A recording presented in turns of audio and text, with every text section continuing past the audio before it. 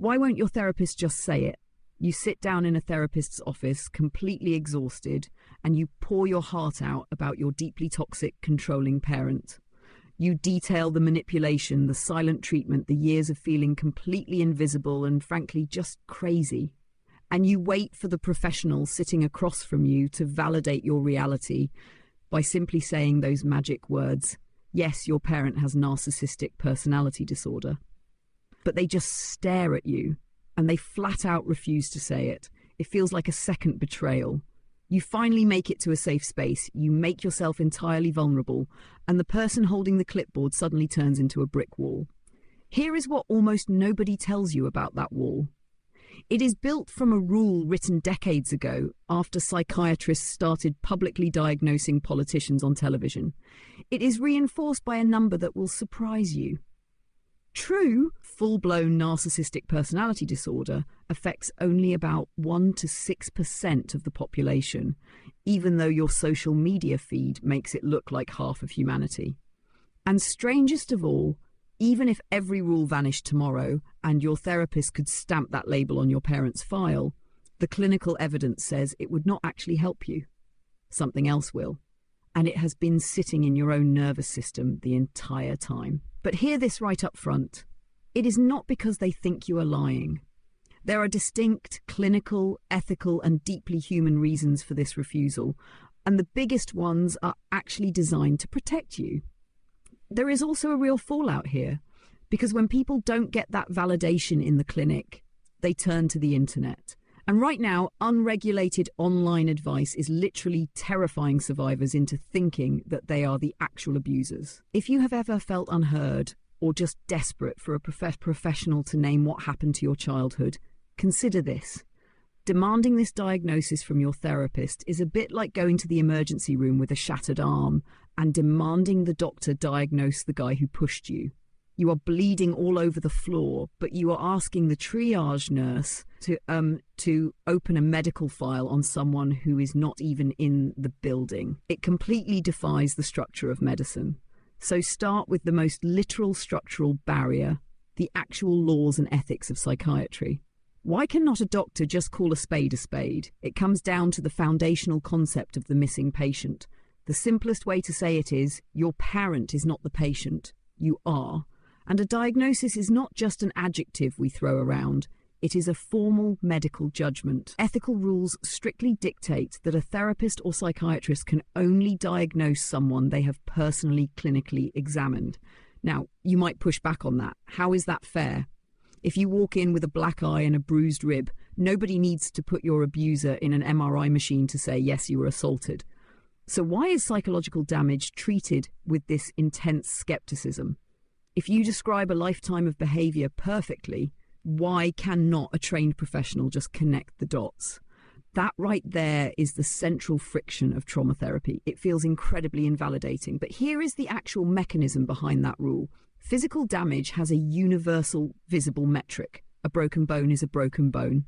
Psychological pathology, however, is notoriously messy. A single perspective, even a highly accurate one that is 100% true to your lived experience, simply cannot meet the rigid medical standard required to diagnose a personality disorder. Because the standard is not just they act terribly, far from it. The American Psychiatric Association operates under something known as the Goldwater Rule. Decades ago, mental health professionals were publicly diagnosing politicians on television without ever actually meeting them. And the APA stepped in and said, absolutely not. That is unethical. You cannot assign a psychiatric label without a clinical evaluation and patient consent. And that exact same standard applies to private practice. So even if the therapist completely believes you were abused, they legally cannot stamp a diagnosis on a ghost. And medically, they really would not want to. Narcissistic personality disorder, or NPD, is incredibly complex. True, full-blown NPD only affects roughly 1 to 6% of the population. But if you open any social media app right now, you would think it was 50% of the population. The cultural use of the word has completely exploded, but clinical prevalence is very low, and here is why doctors hesitate. The traits of NPD overlap heavily with other conditions. So a therapist hearing your story knows they might be missing a massive piece of the puzzle. Take autism spectrum traits, for example. A person having an autistic meltdown from severe sensory overload can become incredibly rigid, deeply self-focused, and appear to completely lack empathy in that specific moment. To an untrained eye, or especially to a traumatized child, that looks exactly like narcissistic rage. If a therapist diagnoses NPD based on a story of a meltdown, they completely miss the autism. Or take borderline personality disorder. The intense fear of abandonment in BPD can drive highly controlling, manipulative behavior that looks literally identical to a narcissist maintaining dominance. And trauma responses themselves can look kind of narcissistic. Highly defensive, hypervigilant trauma survivors can seem incredibly self-absorbed. The pathology underneath is entirely different, but the surface behavior is the same. So even when the suspected narcissist is physically sitting in the therapist's office as the actual patient, experienced clinicians often take 10, sometimes 20 sessions to confidently diagnose it. 10 sessions just to figure out the person sitting right in front of them. Because masking is literally a feature of the disorder. People with NPD can be incredibly adept at appearing charming, reasonable, and completely normal to professionals. They are shapeshifters. So a therapist listening to your second-hand account knows they are getting a really incomplete picture of a highly deceptive disorder. And there is a legally terrifying element to this too. The professional risks are massive. Remember, a diagnosis is a permanent medical record. Say a therapist writes in your file, patient's mother has narcissistic personality disorder, and they do it based solely on your stories. 3 years later, those notes are subpoenaed in a bitter child custody battle or a contested inheritance lawsuit. That therapist is now on the hook for making a definitive medical claim about a citizen they never even examined. They could face devastating malpractice or defamation lawsuits. Licensing boards will absolutely strip credentials for that, so the wall is made of legal liability and diagnostic complexity. But pretend for a second that we could wave a magic wand. The rules vanish. The therapist can legally stamp narcissist on your parent's file tomorrow. The most startling thing in the clinical literature is that it would not actually help you. This is a bitter pill for a lot of survivors to swallow. We crave the label because we think it is the finish line, but therapists see this play out constantly. The search for the label actually becomes a trap that stalls the client's actual healing. The client basically turns into a detective. They walk in with this mental spreadsheet of every slight, every gaslighting moment, every ruined holiday, and they spend $150 an hour trying to build a watertight prosecutorial case against their mother or father. The entire focus of the therapy shifts entirely to the parent's psychology. Why do they do this? Are they a covert narcissist or a grandiose one? What were they thinking? Clinical psychologist Dr. Ramani Durvasula hammers this one point constantly. She specializes in narcissistic abuse, and her core message is that waiting for the clinical label is a massive waste of your life, and she is right. Because your nervous system does not care about the Diagnostic and Statistical Manual of Mental Disorders. Whether your parent meets the strict multi-contextual criteria for clinical NPD, or whether they are just a consistently cruel, highly manipulative person who refuses to take accountability, the damage to your body is the exact same. The panic attacks when your phone rings are the same. The chronic self-doubt is the same. The boundary setting you have to learn is the same. The label changes absolutely nothing about the work you actually have to do to recover. There is another framework that bypasses the label completely. The work of Lindsay C. Gibson, who wrote a book focusing on adult children of emotionally immature parents. Her framework is so liberating for this exact reason. It totally sidesteps the psychiatric debate. It does not matter if the parent is a narcissist or depressed or just terribly selfish. It simply looks at emotional immaturity, the inability to handle complex feelings without lashing out or shutting down, and it maps how that wounds a child. It gives you a lens to understand why you might constantly internalize blame, always thinking, if I just achieve more, they will love me, without needing a doctor to declare your parent pathologically ill. To go back to the earlier analogy, It is like demanding the town inspector officially condemn the factory that manufactured a defective brick, instead of just letting the roofer patch the massive hole in your ceiling. The label on the factory 1,000 miles away does not stop the rain pouring into your living room. You still have to patch the roof. And that brings us to a really dark reality. What happens when a therapist actually does ignore the rules? The guardrails against diagnosing third parties are not just there to protect the absent parent. They are structural supports meant to protect you from bad therapy. When you look at survivor forums, you see exactly how dangerous it gets when therapists cross this boundary. The stories from people seeking help are sometimes harder to read than the abuse itself. There are two distinct nightmares that pop up over and over again in these support groups. The first one is a psychological phenomenon called countertransference. Countertransference is essentially a therapist projecting their own unresolved baggage onto the client. There is a very revealing thread in an online support community about this. A woman was in therapy dealing with health anxiety, and during a session, she just casually mentioned that her father, who she explicitly described as generally loving and supportive, had a stubborn streak and struggled to admit when he was wrong, which applies to probably 80% of the human population, honestly. But the therapist seized on it. The therapist instantly labelled the dad a narcissist and refused to let it go. Session after session, she pushed this narrative, telling the client she was in denial about her abusive father. It ended up making the client completely disoriented, doubting her own lived reality and feeling totally unheard regarding her actual health anxiety, because the therapist was shadowboxing her own demons. The therapist likely had her own history with a narcissistic figure and was seeing ghosts where there were not any. The rule against diagnosing people not in the room forces the therapist to stay grounded in the client's actual distress, not their own pet theories. The second extreme is somehow even worse, and it comes from a complete lack of trauma training. Victim blaming. Here is another devastating account.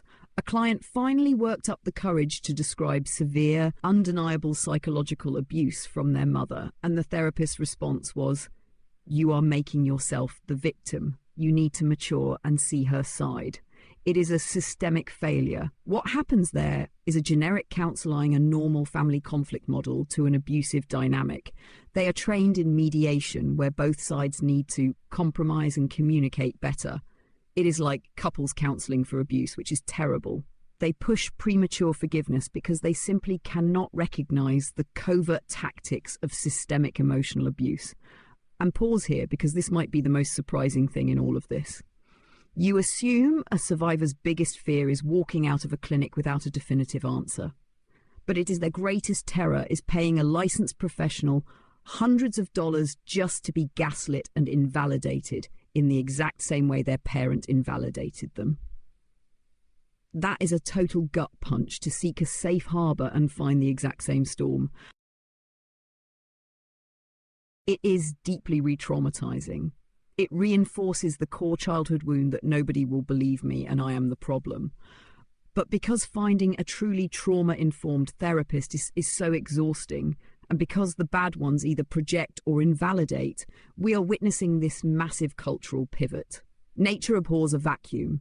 Since the clinics are not giving them the labels, traumatized people are turning to social media. The algorithm has become the diagnostician, and the landscape of online self-diagnosis has mutated into a whole new kind of psychological terror for survivors. The feeds are just flooded with untrained creators breaking down 10 signs your mom is a narcissist. Here is a scenario that illustrates how badly this is backfiring. A woman shared her story online about finally going no contact with her mother. The breaking point was that her mother completely ignored the births of the woman's own children. But months later, that same mother rushed to the hospital for her sister-in-law's baby, ensuring she was front and centre in the very first photo posted online.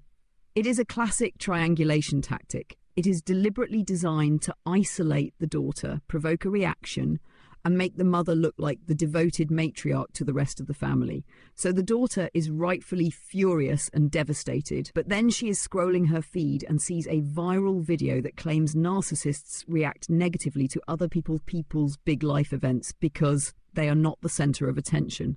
And suddenly the daughter freezes. She thinks, wait, I'm reacting negatively to my sister-in-law's big life event. I am angry about this baby photo. Am I the narcissist? She just spirals into absolute terror that she is the hidden abuser in the family. This specific fear is so universal among survivors of emotional abuse, but there is a massive piece of clinical relief right here. It is considered the golden rule in trauma recovery. If you are deeply worried that you are a narcissist, that is the most robust piece of evidence that you are not one. That deserves to be underlined. Why is the worry itself the proof? Because of the nature of personality disorders. True MPD is what clinicians call egosyntonic, meaning the person's behaviours and worldviews are in perfect harmony with their ego. They do not lose sleep wondering if their actions are deeply toxic to the people they love. They view their manipulation as justified, necessary, and completely correct. So your willingness to self-examine, your terror of hurting others, your capacity for guilt, that is the ultimate proof that your personality structure is intact. But what about the bad behaviours? Let us be honest. Surviving a toxic household leaves scars, and sometimes people act out. They manipulate, they lie. The online survivor communities have a brilliant piece of slang for this. They call them fleas. The old saying is, if you lie down with dogs, you get up with fleas. When you are raised by a highly manipulative parent, you pick up scattered, toxic coping mechanisms. We tend to view those as just bad habits, but it goes much deeper than a habit. It is survival armor. If you grew up in a house where telling the truth resulted in a 4-day silent treatment or a screaming rage, lying was not a character flaw. Lying was a vital survival tool. It kept you physically and emotionally safe. If you get defensive quickly, it's because you were constantly attacked. That reframing changes everything. It is not pathology. It is just outdated armor. You are walking around in a suit of armor long after the war is over, bumping into the people you actually love. Unlearning a survival mechanism in therapy is entirely different from having an intractable lifelong personality disorder. And there is actual research showing how this cycle finally snaps. This is one of the most surprising findings in the literature. Research by Kylie Aglias on family estrangement is incredibly insightful. She found that adult children almost never sever contact over one explosive fight. It is a slow, agonizing erosion over decades. But the final breaking point, the moment the adult child finally walks away for good, frequently happens the exact moment they witness their parent treating their own child the way they were treated. It is seeing it happen to the next generation. They watch the grandparent gaslight their 5-year-old and a switch flips. They realise, I might have tolerated this abuse for myself because I was conditioned to think I deserved it, but I will absolutely not let you do it to them. The cycle of abuse stops right there. That protective instinct proves once again that the empathy is fully intact. So we have navigated the legal walls, the clinical traps, and the terrifying funhouse mirrors of internet algorithms. Time to land the plane. If the therapist legally and ethically cannot diagnose your parent, and if you should not try to diagnose yourself using random internet checklists, what exactly is the goal when you walk into that clinic? How do you actually use a therapist? You have to look at the psychology of the demand. When survivors demand that label, they are actually asking for 4 fundamental human needs: validation, permission, clarity, and community. Validation. After a lifetime of being told that did not happen or you are too sensitive, they desperately need an authority figure to say, you are not crazy, it was real. Permission. They feel they need a heavy medical excuse to justify the immense cultural taboo of walking away from their family, because society pushes the family is everything narrative. Then clarity. They want a single organising word to make sense of decades of chaotic memories. And community. A label acts as a search term to find books, support groups, and people who finally understand. But the open secret here is you can get all 4 of those things without your parent ever receiving a formal medical diagnosis. Because while a therapist cannot ethically diagnose the absent parent, There is a very robust ethical middle ground. They can validate the pattern. A trauma-informed therapist will listen to your history and say, the behaviors you are describing to me fit exactly into what we call the cycle of narcissistic abuse. So they can name the tactics. They can look at you and say, yes, that specific text message is emotional blackmail. That family dynamic is classic scapegoating. They evaluate the behaviors without diagnosing the perpetrator. And most importantly, instead of diagnosing the parent, a great therapist focuses on diagnosing the damage left behind in you.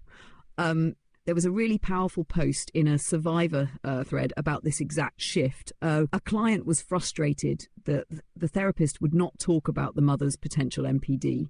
So the therapist gently stopped the session and handed the client a 30-item questionnaire for childhood PTSD. It asked about feeling permanently defective, chronic isolation, dissociation, and the inability to trust. And the client scored a 27 out of 30. Which is an incredibly standard baseline for survivors of systemic emotional abuse. Someone commented on that thread with a quote that should be framed in every therapist's office. They said, PTSD is just a normal reaction to abnormal shit. That is the absolute essence of trauma-informed care. You are having a highly predictable, normal biological and psychological reaction to a deeply abnormal, harmful environment. That 27 out of 30 score, that is the validation you were looking for. That is your permission slip. You do not need your parents' medical chart. Your own nervous system is giving you all the clinical data you will ever need. Here is something incredibly actionable. If you are sitting in your car, dreading your next therapy appointment because you feel stuck on this issue, here is the literal script to get this clarity. Be direct about the boundary. You can sit down and say, I understand you cannot formally diagnose my parent, but based on the history I have shared with you, can you tell me if the behaviors I'm describing fit the patterns of narcissistic abuse? A good therapist will welcome that conversation. They will help you map the patterns. If, however, your therapist minimizes your pain or falls back on family is family, that is your cue to leave and find a practitioner who specifically specializes in complex PTSD or childhood emotional abuse. So synthesizing this whole journey, the real reason your therapist will not give you the diagnosis is a massive stack of barriers. It is legal because of the missing patient and the Goldwater Rule. It is clinical because the disorder is complex and heavily overlaps with other traits. It is human because therapists have blind spots. But the deepest, most important takeaway from all of this is that you do not actually need the words, your parent has NPD. What you truly need from a professional, what your body is actually searching for, is the sentence, what happened to you was real, it was wrong, and it was not your fault. It is to want a judge to bang a gavel and declare your parent guilty. We crave that definitive justice. But healing does not start in a courtroom, it starts in the rebuilding. So here is a question to mull over. If you took the immense, exhausting energy you are currently spending trying to build an airtight clinical case against your parent, what could you build if you spent that exact same energy reconstructing yourself? Because at the end of the day, you do not need the medical history of the guy who pushed you. You just need someone to help you fix your arm. Thank you for watching. Take care of yourself as you continue your own healing.